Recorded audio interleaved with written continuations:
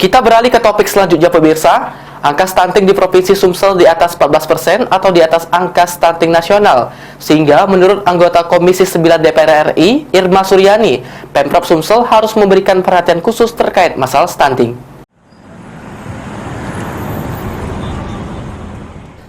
Problematika stunting di Indonesia khususnya di Provinsi Sumsel masih menjadi perhatian pemerintah pusat.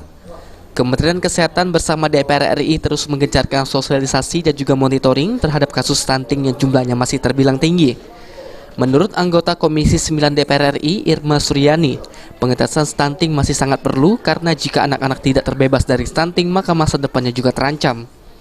Angka stunting nasional untuk keseluruhan sampai saat ini sebesar 14%.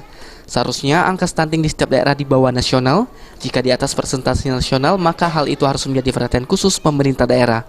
Khusus Sumsel, anggota Komisi 9 DPR RI Dapil Sumatera Selatan II menyebutkan jika sejumlah penyebab stunting di Sumsel yang masih di atas 14% karena ketersediaan air bersih, kebersihan lingkungannya rendah, gizi buruk, serta kurangnya kontrol janin saat di dalam kandungan. Pertama di daerah Sumatera Selatan tuh ketersediaan air bersih, ya, kebersihan lingkungan, ketersediaan air bersih itu masih rendah. Yang kedua gizi tentunya, gizi buruk. Nah di